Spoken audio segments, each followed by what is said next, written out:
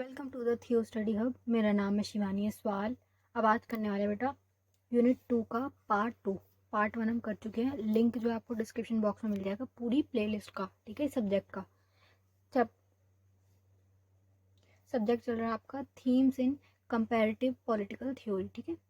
Semester 5 वाले बच्चों को है पॉल में जो लगा आपका सब्जेक्ट बीए प्रोग्राम का। अब हम पढ़ रहे हैं इनके बारे में जो कि है जॉन लॉक का अधिकार संबंधी सिद्धांत, ठीक है। सिलेबस देख लीजिए आपके पास। यूनिट 1 पूरी कर चुके हैं हम, 2 पार्ट में पूरी यूनिट हो गई थी। अब ये कर रहे हैं यूनिट 2 जिसमें ये हो चुका है अरस्तु वाला। अब इनको पढ़ेंगे जॉन लॉक के राइट के ऊपर क्या थॉट्स हैं, ठीक है। ये देख लो बेटा, ये मेरी इंस्टा और टेलीग्राम चैनल आईडी है। कोई भी क्वेश्चन क्वेरी हो आप मुझसे इंस्टा पे पूछ सकते हैं। प्लस इसको जरूर ज्वाइन कीजिएगा। जो ये वाली पूरी पीपीटी आपको मैं यहाँ भेज दूंगी नोट्स के लिए। इंपॉर्टेंट क्वेश्चन जो होंगे वो भेजवा दूंगी।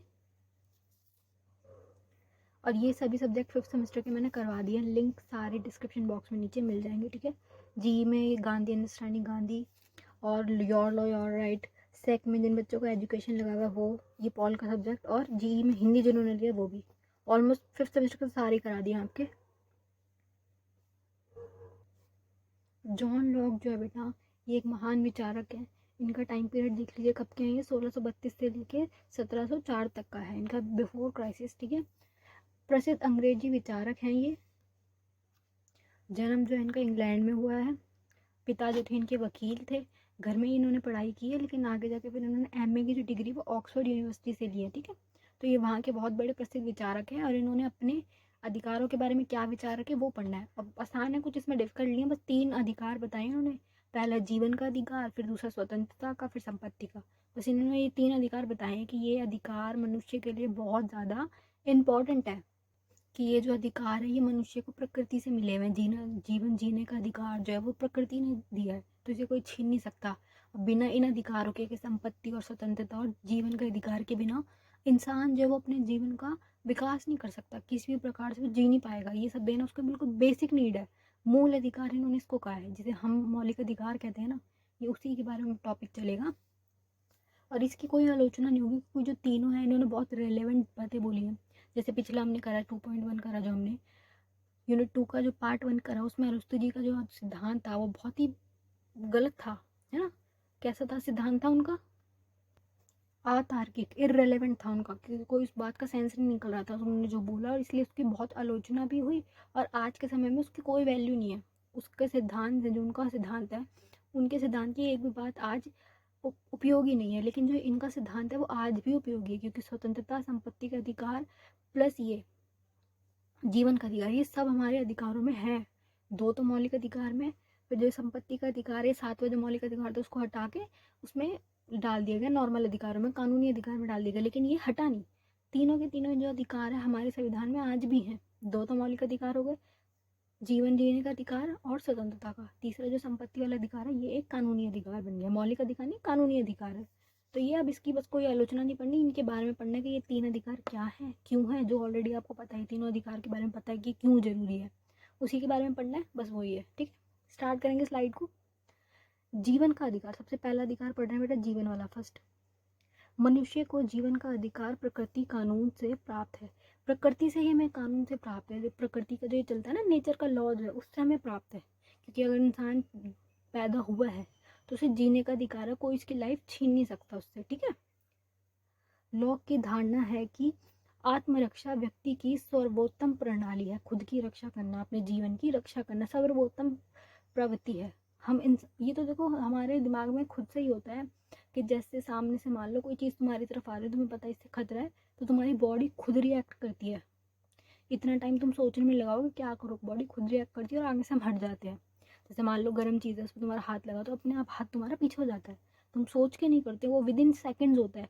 गलती से अगर किसी गर्म चीज़ पर हाथ लगे तुम्हारा, तो तुम्हारा हाथ अपने आप पीछे होता है। बाद में हम देखते हैं क्या टच हो गया गरम गरम, है ना। ये सब चीज़ें हमारी बॉडी, हमारे दिमाग का खुद का ही है। ये पूरा सिस्टम बना हुआ है जो बिल्कुल नैनो मिनी सेकेंड्स जो होते हैं ना उसमें चलता है ये वाला काम। तो ये बोल रहे हैं कि जो हमारा शरीर है उसकी आत्मरक्षा करना व्यक्ति का सर्वोत्तम प्रतिक्रिया है, ठीक है। और प्रत्येक व्यक्ति अपने जीवन को सुरक्षित करने के लिए निरंतर प्रयास करता है। अभी सुरक्षित किस किस प्रकार से, बाहरी हमलों से ले लो, अपनी सामाजिक स्थिति से ले लो, राजनीतिक स्थिति से ले लो, आर्थिक स्थिति से ले लो, हर तरीके से हम अपने आप को सेव रखते हैं, है ना, कि हम अच्छे से अच्छा काम कर रहे हैं ताकि हमारा घर अच्छा हो, हम अच्छे से रह सकें, हमारे पास अच्छी सुख सुविधाएं हों। अपने लिए तो कर रहे हैं, जो हमारा जीवन जीने का अधिकार है, अपने जीवन को अच्छा बनाने के लिए हम सारी चीज़ें करते हैं। तो इसमें तीनों चारों चीज़ें आ रही, सामाजिक, राजनीतिक, आर्थिक, हर प्रकार से हम निरंतर प्रयास करते हैं उसको बेटर करने में। ठीक है बेटा, अपनी सुरक्षा करना, अपने लिए सब कुछ करना, वो सब इसमें इंक्लूड हो रहा है जीवन के अधिकार में। आत्मरक्षा को हॉब्स मानव की सर्वोत्तम प्रेरणा मानते हैं। ठीक है, खुद की रक्षा करना हर प्रकार से। उसी प्रकार लॉक का मानना है कि जीवन का अधिकार जन्म सिद्ध अधिकार है। जो जीवन का अधिकार है, जिस दिन हम पैदा हो गए उसी से ही स्टार्ट हो जाता है, जन्म सिद्ध अधिकार है। जब हम पैदा होते हैं तो हम साथ पहला जो अधिकार लेके आते हैं वो होता है जीने का अधिकार। कोई हमसे हमारे जीने का अधिकार नहीं छीन सकता। ठीक है, क्योंकि भगवान से आए हैं ना हम, भगवान ने हमें बनाया है, भगवान द्वारा जान दी जा रही है अगर, तो फिर किसी के पास अधिकार नहीं है इसको कि हमसे हमारी जान छीन सके। ठीक है, और प्राकृतिक कानून के अनुसार उसकी विशेषाधिकार है।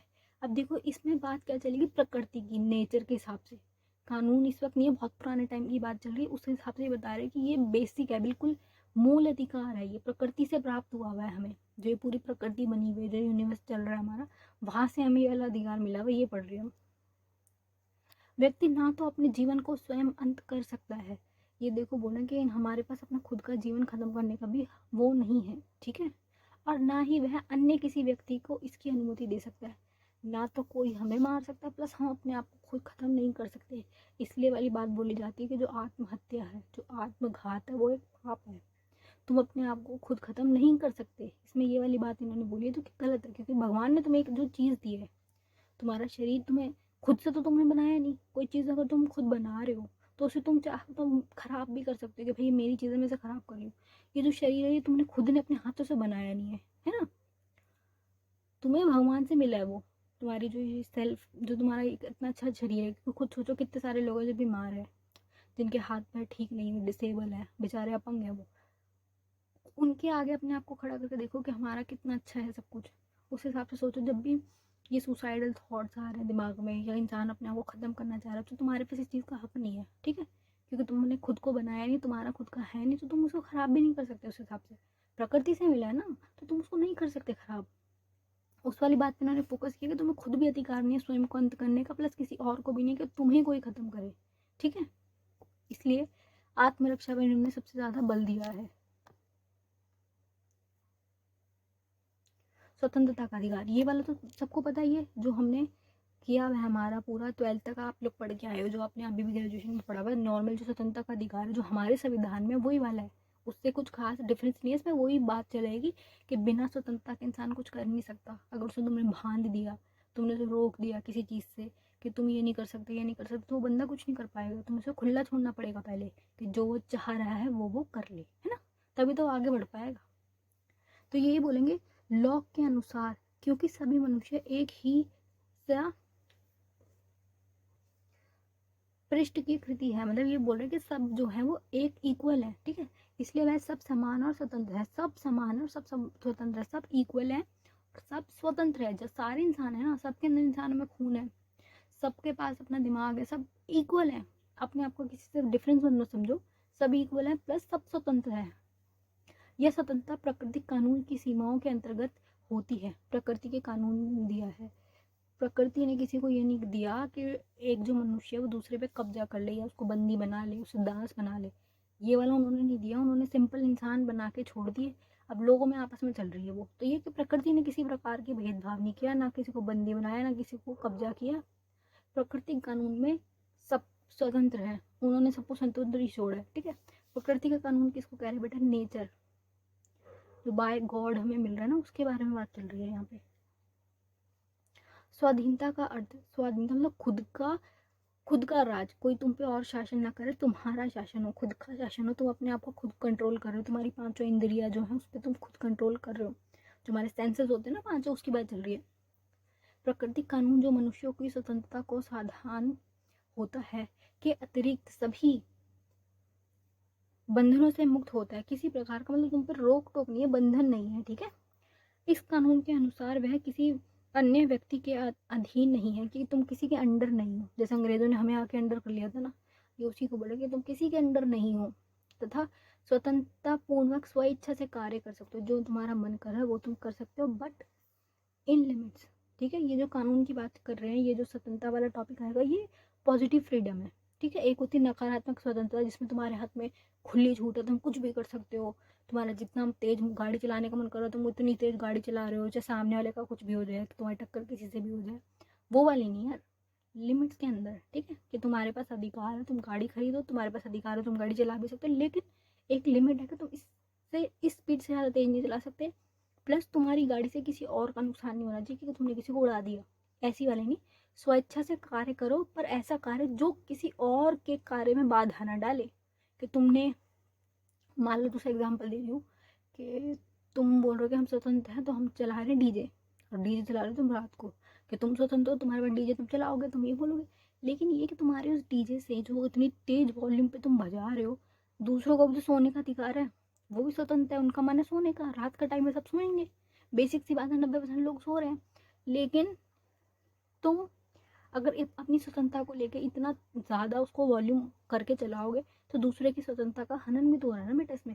तो ये कि लिमिट्स हैं, जैसे लिमिट बनी हुई है ना कि 12 बजे तक है लास्ट डीजे वाले को टाइम, 12 बजे तक चला दो तो उसके बाद बंद है। ठीक है, स्वतंत्रता है, तुम बजा सकते हो गाने, लेकिन 12 बजे तक, क्योंकि बाकी लोगों को सोना है। इस आधार पर पॉजिटिव फ्रीडम, जिसमें सारे सकारात्मक चीज़ें होंगी, कि तुम कोई भी काम कर सकते हो ऐसा जिससे किसी और का नुकसान ना हो। ठीक है, अपनी मर्जी से काम कर सकते हो, व्यापार कर सकते हो, बट ऐसा कि किसी और का नुकसान ना हो। ये हो गया सकारात्मक स्वतंत्रता। ठीक है, व्यक्ति की वह स्वतंत्रता प्रकृति कानून की सीमाओं के अंदर होती है, अतः मनमानी स्वतंत्रता नहीं। जो मैं बात बोल रही हूँ ना, जो एक तरीके से नकारात्मक स्वतंत्रता है, जो कि नेगेटिव फ्रीडम है, वो मनमानी स्वतंत्रता नहीं है। ठीक है, तो मेरा मतलब ये नहीं है कि तुम्हारे पास पावर है जो तुम कुछ भी करोगे।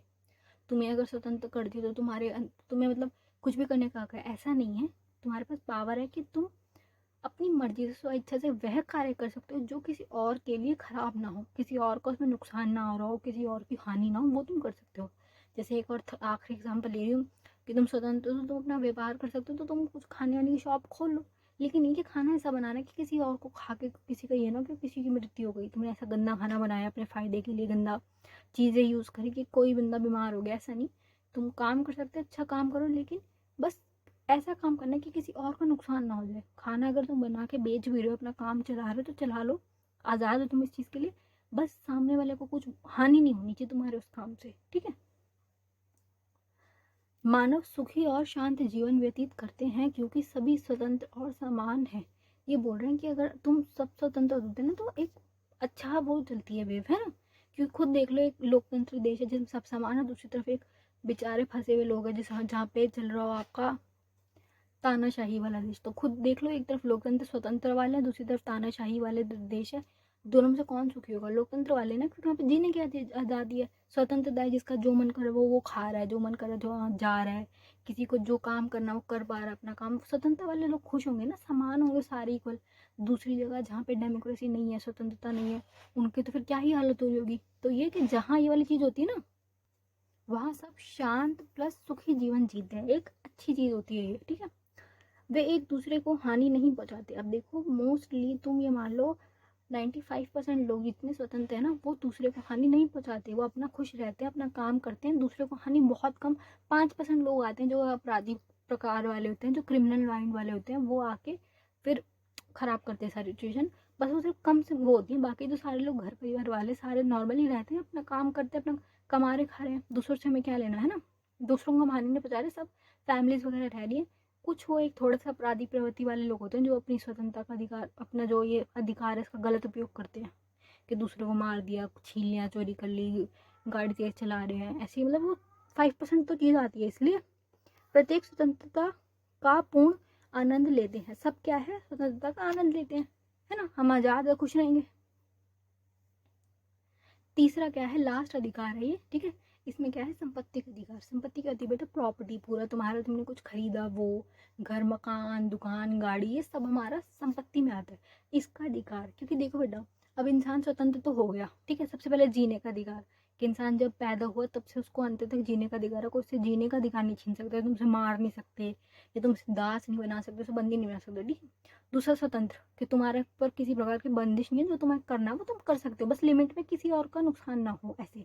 तीसरा अब आएगा संपत्ति वाला, कि अब तुम काम करोगे तो तुम पैसे कमाओगे, अब उस पैसे का क्या, तुम अपने लिए अपनी चीज़ें खरीद सकते हो, अपनी प्रॉपर्टीज बना सकते हो। इंसान को देखो सबसे अच्छा यही लगता है, सभी को पता है कि गाड़ी बंगला पैसा ज्वेलरी ये सब कितने अच्छा लगता है लोगों को, तो ये कि इसका पूरा अधिकार है, आप अपने जीवन को अच्छे से सेलिब्रेट कर सकते हो तरीके से, तुम अपनी संपत्ति बना सकते हो, प्लस उसकी रक्षा कर सकते हो, कोई तुमसे उसे छीन नहीं सकता, कोई उस पर अपना दावा नहीं कर सकता, और कोई तुम्हें रोक नहीं सकता संपत्ति बनाने से। तुम्हारे पास पैसा है, तुम लीगल तरीके से, सही तरीके से उस चीज़ को खरीद लो और अपने पास रखो, तुम खुश रहो, बस इसमें यही है। लॉक ने जॉन लॉक ने संपत्ति के अधिकार को एक महत्वपूर्ण अधिकार माना है, ठीक है, क्योंकि एक इंसान के लिए इम्पोर्टेंट है। क्योंकि अगर देखो हम कमा रहे हैं, हम कुछ काम कर रहे हैं, तो हमारा मेन मकसद ये होता है, हमारा गोल है कि मुझे ये गाड़ी लेनी है, ये मेरा गोल है, तो ऐसे खुश रहते हैं हम, उसमें हमारा गोल की तरफ फोकस होता है कि यार एक दिन ये वाली गाड़ी लूंगी, मैं गाड़ी लूंगी, ऐसे। अगर ये वाला संपत्ति का अधिकार छीन लिया गया तो लोगों का फिर मन नहीं करेगा काम करने का, लोग क्यों काम करेंगे, और फिर उनका स्वतंत्रता ही खराब हो जाएगी कि हम अगर हम कुछ संपत्ति नहीं रख सकते तो हम क्यों काम करें। इसलिए कि महत्वपूर्ण अधिकार है ये इंसान के लिए।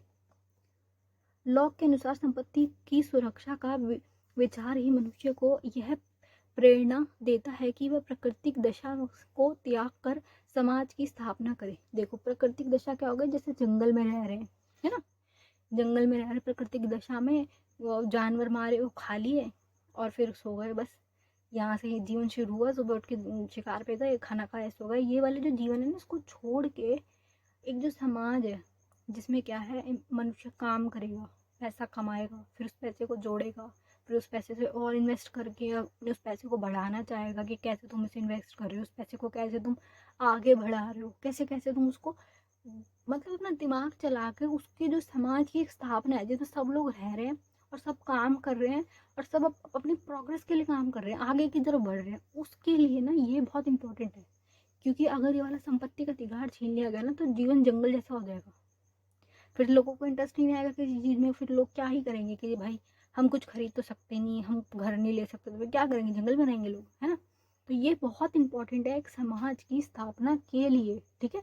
इससे क्या है, हमें एक प्रेरणा मिलती है कि हमें आगे की तरफ जाना है, सबकी ही प्रेरणा यही है कि पैसा कमाना है, अच्छे से अच्छे लाइफस्टाइल में जाना है, जो आज घर है इससे 10 गुना बड़ा घर सबको चाहिए आने वाले समय में, इसीलिए सबका मेन फोकस ये संपत्ति वाला ही है, और ये बहुत इंपॉर्टेंट है, ठीक है।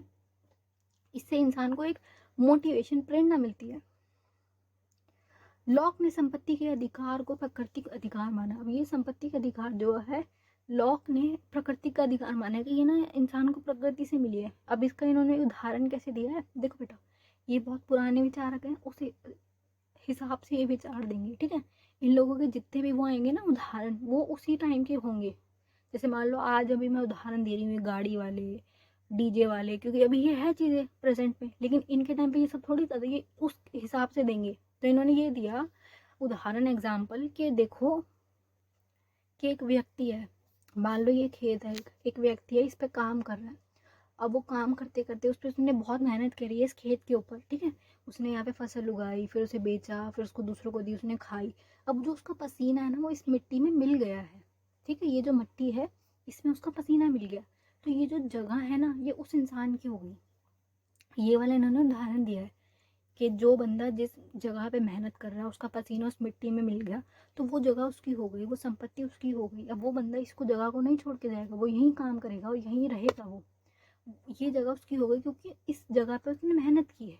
ये उदाहरण उन्होंने किस चीज़ को समझाने को दिया, संपत्ति वाले टॉपिक को, कि जगहों को लोगों ने जो फिक्स करना स्टार्ट किया, रहने लगे लोग, सेटल होने लगे धीरे धीरे धीरे धीरे।